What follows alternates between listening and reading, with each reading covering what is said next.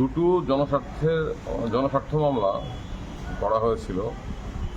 দুটো জনস্বার্থ মামলারই মূল অভিযোগ ছিল যে ত্রিপুরা উপজাতি এলাকা স্বশাসিত জেলা পরিষদে অবৈধ নিযুক্তি দেওয়া হয়েছে, অর্থাৎ কোনো রকম বিজ্ঞপ্তি ছাড়া, কোনো রকম ইন্টারভিউ ছাড়া, যোগ্য প্রার্থীদের বিবেচিত হওয়ার সুযোগ না দিয়ে বাঁকা পথে স্বজন পোষণের মাধ্যমে, দুর্নীতির মাধ্যমে উপজাতি স্বশাসিত জেলা পরিষদে প্রায় 200-250 পদে, এর মধ্যে তৃতীয় শ্রেণীর পদে নিযুক্তি দেওয়া হয়েছে।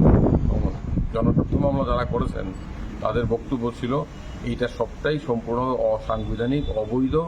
কারণ আমাদের দেশের আইনে, সংবিধানের নির্দেশ অনুসারে কোনো সরকারি পদে কোনো রকম বিজ্ঞপ্তি ছাড়া গোপনে কাউকে নিযুক্তি দেওয়া যায় না।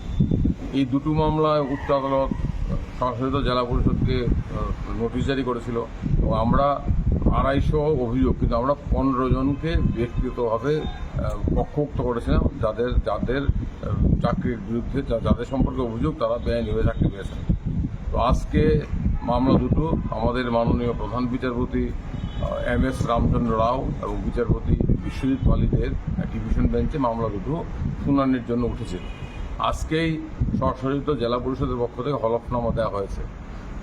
তারা যে হলফনামা দিয়েছেন, জবাবি হলফনামা, কাউন্টার এফিডেভিট, এতে তাদের বক্তব্য থেকে স্পষ্ট সবটা প্রক্রিয়াই বেআইনি।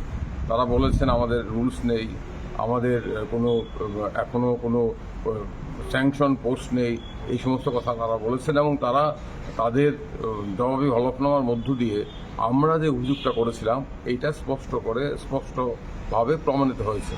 এবং উচ্চ আদালতও বলেছে যে আবেদনকারীরা জনস্বার্থ মামলায় যে অভিযোগগুলো করেছিল সেটা তো জেলা পরিষদ হলফনামাতেই তার স্বীকারোক্তি আছে।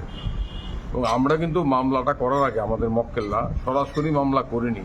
মামলা করার আগে জেলা পরিষদকে নোটিশ দেওয়া হয়েছিল, তাদের কাছে জানতে চাওয়া হয়েছিল যে সংবাদপত্রের খবর অনুযায়ী 250 পদে বেআইনি নিযুক্তি হয়েছে বাঁকা পথে, আপনারা যদি হয়ে থাকে সমস্ত তথ্য দিন, যদি হয়ে না থাকে এটা অস্বীকার করুন। তারা কিন্তু কোনো জবাব দেয়নি।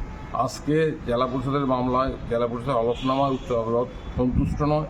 তারা বলেছেন আজকের আদেশে যে জনস্বার্থ মামলায় আবেদনকারীদের বক্তব্য প্রাথমিকভাবে সত্য বলে প্রমাণিত হয়েছে জেলা পরিষদ হলফনামার মাধ্যমে। সেই কারণে যে সমস্ত চাকরি প্রাপককে আমরা সরাসরি মামলায় পক্ষভুক্ত করেছিলাম 15 জন, তাদের বেতন প্রদান করা বন্ধ রাখতে নির্দেশ দেওয়া হয়েছে পরবর্তী আদেশ না দেওয়া অবধি।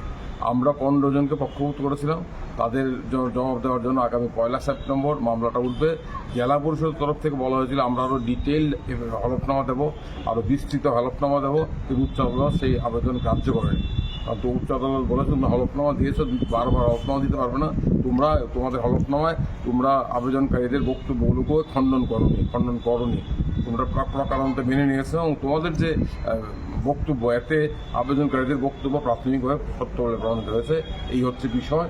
এবং এর ফলে যারা জনস্বার্থে মামলা করেছেন তারা সবাই উপজাতি স্বশাসিত জেলা পরিষদ এলাকার বাসিন্দা, তাদের বক্তব্য কিন্তু প্রমাণিত হয়েছে এবং তারা জনস্বার্থে একটা গুরুত্বপূর্ণ কাজ করেছেন বলে আমরা মনে করি। কারণ আমাদের আইনে বাঁকা পথে স্বজন পোষণের মাধ্যমে চাকরি দেওয়া এটা কোনোভাবেই আইন বরদাস্ত করে না।